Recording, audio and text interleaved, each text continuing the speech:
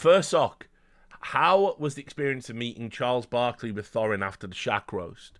Do you have any cool stories of interactions you had with any of the Inside the NBA crew while you were at Turner?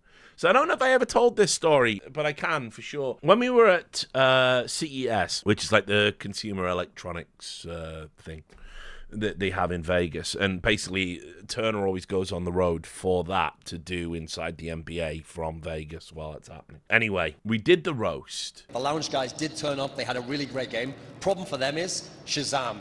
He turned up. And I'm not talking about Kazam, that terrible movie that Shaq made in the 90s. I tell you what, it was a terrible movie for the Lounge guys, so they didn't want to see any part of that. What do you think of that? Takes a lot of steel to say that, brother. I'll say this, Thorin. How quickly can you run? Because Shaq can cover some ground over here, too. Faster than Shaq, I hope. He can get from this set to that set Faster pretty than he quick. used to go up and down the court, mate. That was pretty funny, David Buckham. Hey, you know what? I met those guys earlier. They're very nice guys. And I wouldn't say we're perplexed about it. We're very curious about it, and I appreciate the insight today. Since you guys think it's a sport, we'll challenge you guys in a couple weeks. Any game you want, you come to any game. And I'll make you eat those words, buddy, because it's getting better. Okay. It's getting better. We challenge you 3. Okay. What about weight loss? Should we do that? That's sport. What about muscles? What about boxing when I come over there and punch you? This is America. The Queen can't help you over here, buddy. You better know where you're at, tough guy. James and Richard and Thorin, thank you guys very much. It was cool. There was some weird friction that was bubbling up under the surface. There'd been something weird earlier in the day where like the teams hadn't been decided who was going to be in E-League, and so E-League executives were getting fucking bombarded by team owners who'd come to meet them, and so they were all fucking sick as fuck. We'd also, like, I think Duncan and James had an argument about something. There was some tension there. I don't know what it was, but anyway, they weren't seeing eye to eye on something. And remember, James was the host and I was an analyst initially. So anyway, but we did the clip, we did the bit, went on Inside the NBA.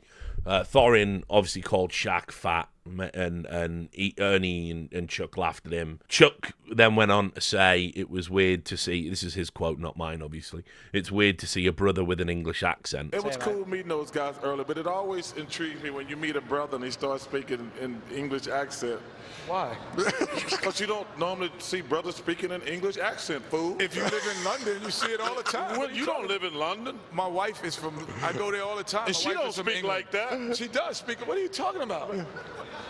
That's like going and saying, it's like going to the South and seeing a brother speak Southern. Like, that's what they speak in the South. They Southern. What does his wife speak, Chuck? She said, What your does she wife speak? does not sound like she's from England, number one. What she speak, Chuck? She hides it very well. Oh, my gosh. My God.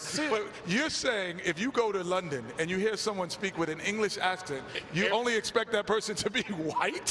What are you talking about?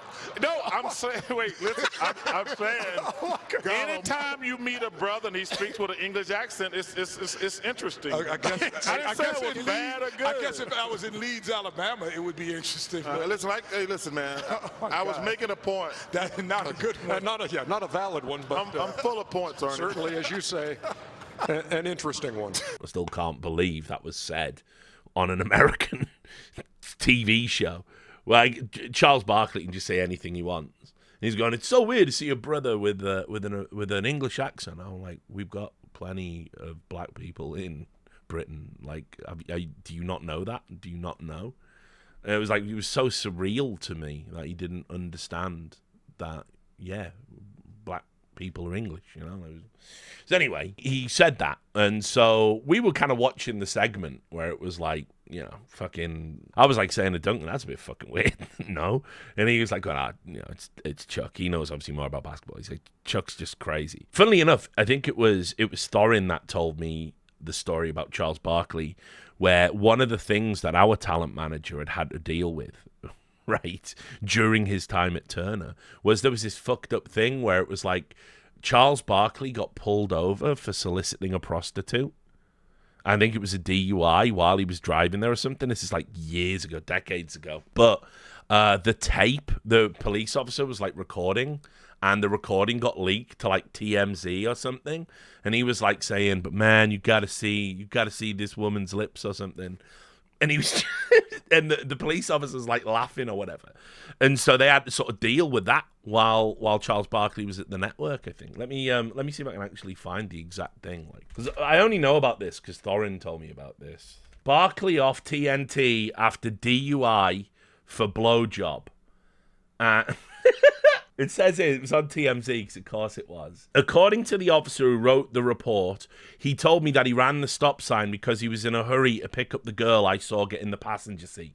The officer continues, he asked me to admit that she was hot. He asked me, you want the truth? When I told him I did, he said, I was going to drive around the corner and get a blowjob. He then explained that she had given him a blowjob 1 week earlier and said it was the best one he'd ever had in his life. The report says when Barkley was taken to the station, he told one of the employees, I'll tattoo my name on your ass if he helped get him out of the DUI. According to the report, he laughed and then quickly corrected himself and said, I'll tattoo your name on my ass, and then laughed again.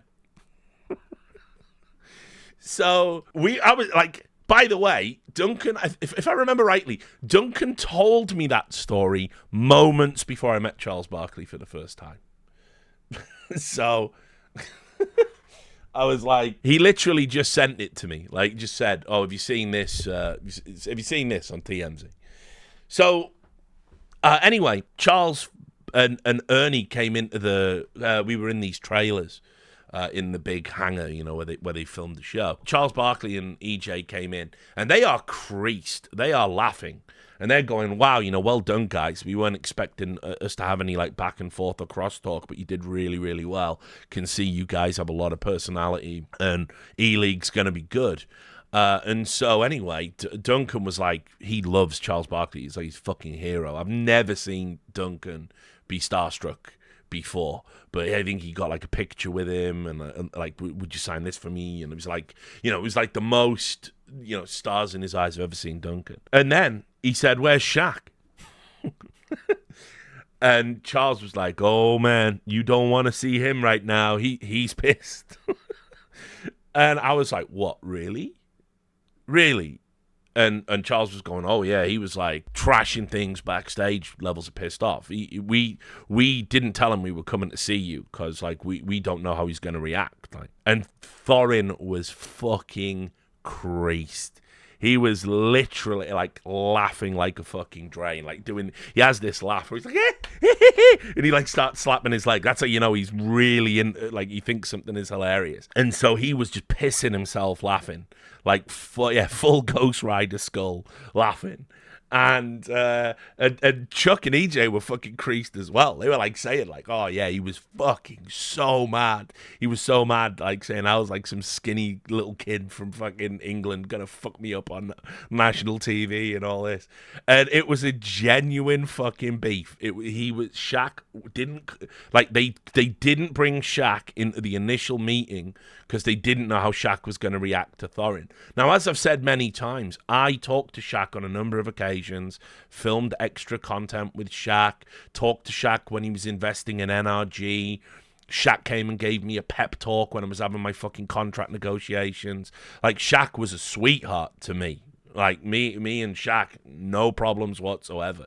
But he never forgot the Thorin burn, and he always wanted to resolve it.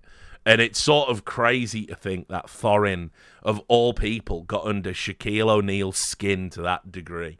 But that is 100% a true story. There you go. That was what it was like behind the scenes at E-League. So, yeah, Thorin managed to get in Shaq's head rent-free as well.